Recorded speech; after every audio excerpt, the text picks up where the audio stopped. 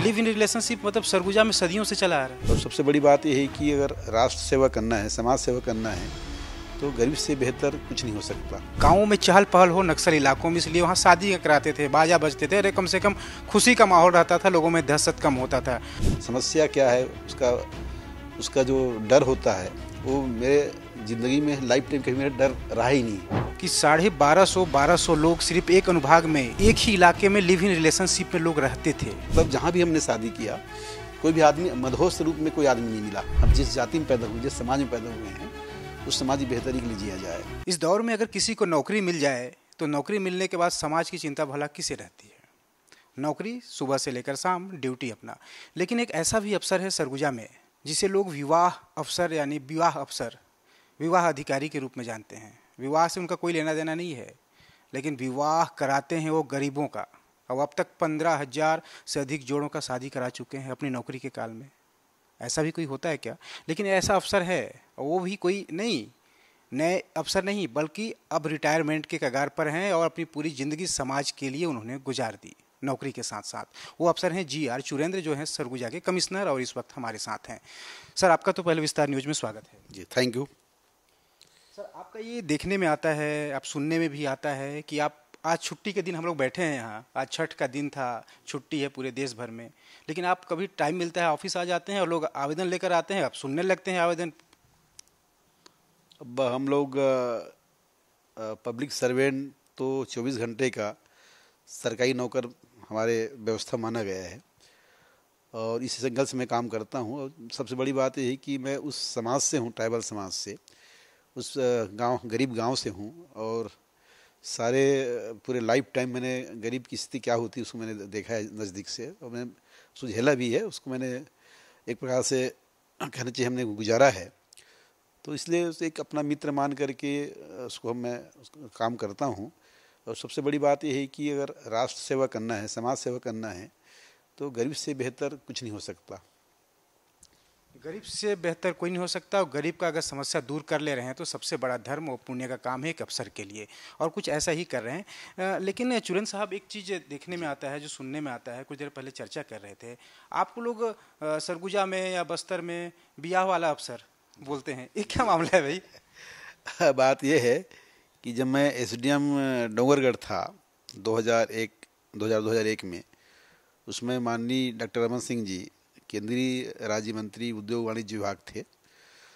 उस समय वहाँ पे सर्व समाज सामूहिक विवाह समारोह का आयोजन समाज के लोगों को साथ लेकर के मैंने स्टार्ट किया था। उसमें सभी जाति के लोग थे, कोई ट्राइबल वाली बात नहीं थी, क्योंकि मैं तो मानता हूँ एक जाति इस धरती में वो मानव जाति है, एकमात्र धर्म है वो है सेवा, सेवा ही धर्म, ऐसे मेरा मानना है। तो इसी एंगल से मैं शुरू से काम करता रहा हूँ, तो इस एंगल से मैंने उसको शुरुआत किया। और दूसरा एंगल ये था कि नक्सली बेल्ट में अगर जीवन बहुत चहल पहल वाला है, लोग आपस में मेल मिलाप है, शादी ब्याह हो रहा है, उठना बैठना हो रहा है, संवाद अच्छा हो रहा है, तो नक्सलियों का जो खौफ होता था उस ज़माने में, तो वो खौफ को एक प्रकार से लोगों के मन से हटाने के लिए एक सामान्य ज़िंदगी लोग जिए, इस एंगल से मैंने सामूहिक विवाह शुरू करवाया था। और साथ में आर्थिक आज़ादी और सामाजिक आज़ादी लोगों को हम इसी एंगल से हासिल कर सकते हैं कि हम शादी करके अपने कमाए हुए धन को अपने घर में बचाएं और उसको बाहर ना जाने दें, और जो धन हमारे घर में जो बचेगा उस हमारे बच्चों को हम पढ़ा लिखा पाएँ, खेती बाड़ी में लगा लें, बिजनेस में लगा लें और एक आर्थिक समृद्धि पाएँ। इस एंगल को सोच करके मैंने जो है ये शादी वहाँ पर स्टार्ट किया था। फर्स्ट साल में 33 जोड़ी शादी हुआ था और सेकेंड साल में डोंगरगढ़ ब्लॉक में सब डिवीज़न में लगभग 37 जोड़ी शादी हुआ था। तो वो शुरुआत था। वहाँ से मेरा ट्रांसफ़र हुआ बस्तर, SDM नारायणपुर में मैंने ज्वाइन किया।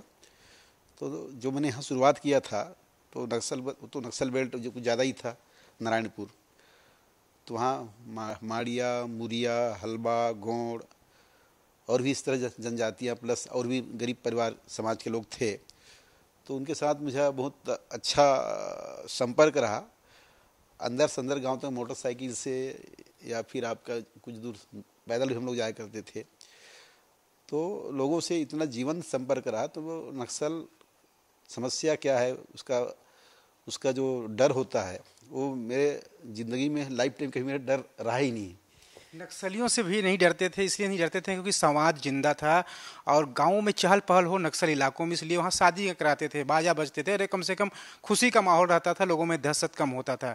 और अब तक सर कितना शादी करा चुके हैं आप इस तरीके से समाज के सहयोग से, खुद के नारायणपुर में प्रॉपर नारायणपुर के जो वहाँ पे वन काष्ठागार है, लगभग वो 15 एकड़ का एरिया था।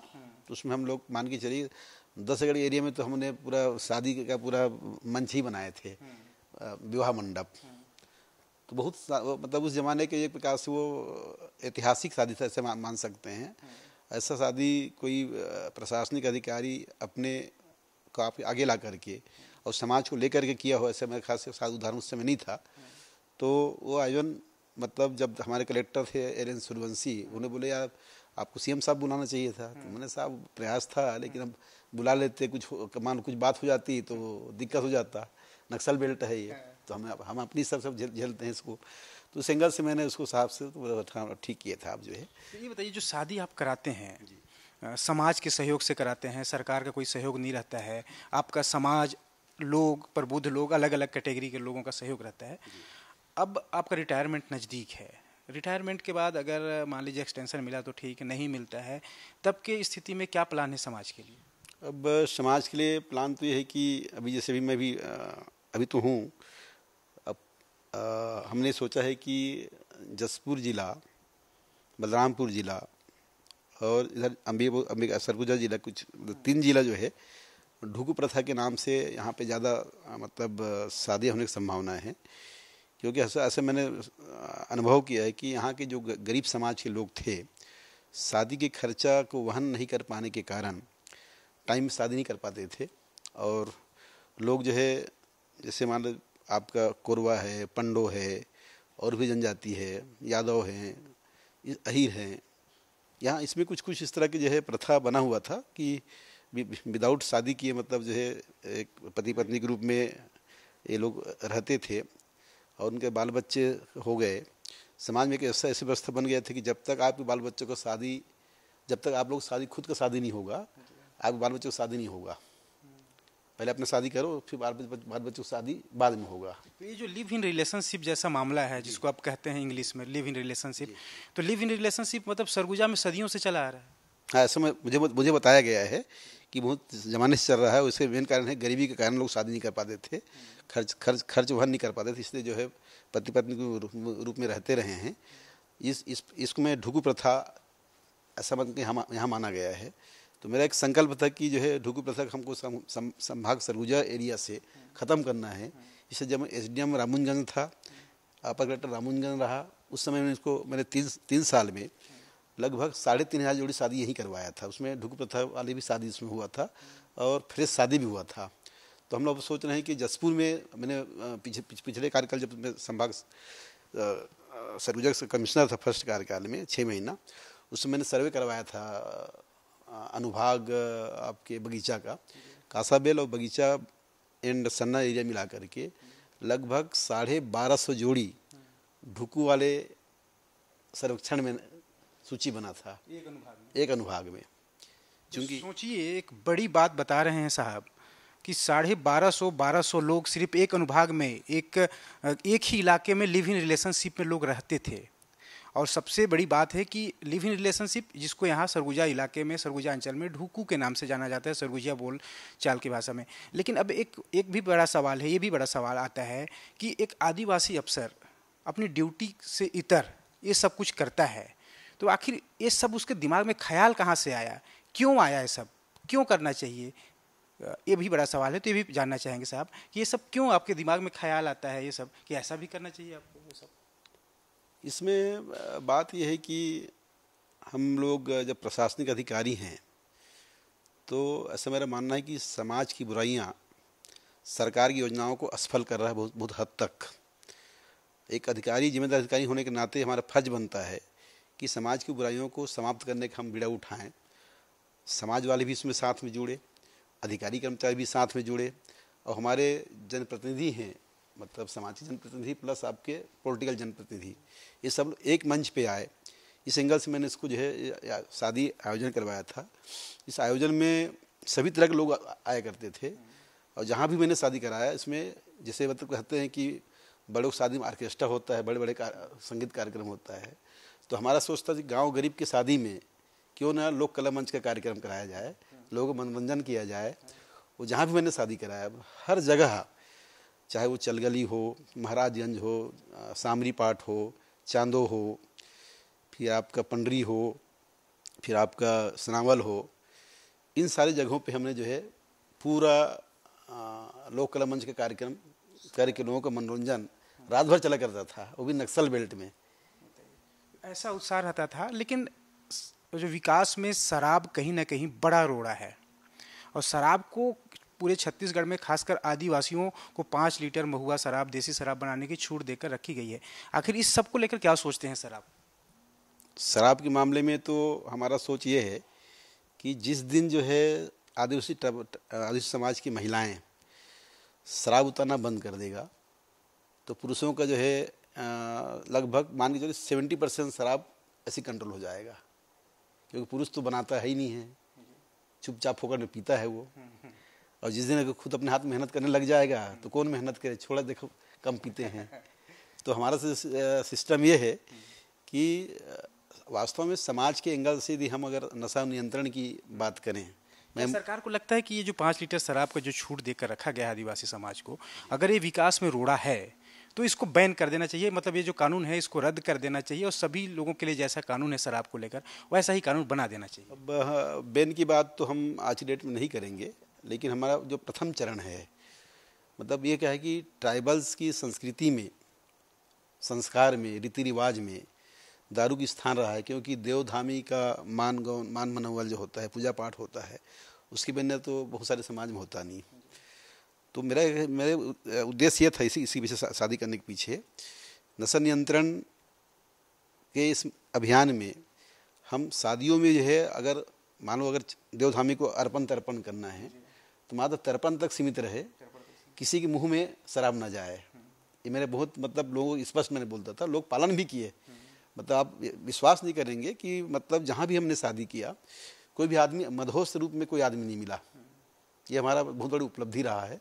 तो मेरा से मानना है कि अगर नशा नियंत्रण में यदि हमको काम करना है तो नंबर 1 जिसके लिए सरकार ने आदिवासियों को छूट दिया है उतारने का घर में रखने का, तो हमारे कहना है कि देवधामी की पूजा पाठ, तीज त्योहार पर्व, मेला मड़ई, बर विवाह की व्यवस्था, सट्ठी बरही, मात्र इन्हीं मौक़ों पर मात्र निर्वहन के लायक लोग उतारे, पूजा पाठ करे, थोड़ा बहुत उनको इच्छा है तो पिए, लेकिन किसी भी घर में मतलब उस दिन के बाद किसी के यहाँ शराब न रहे।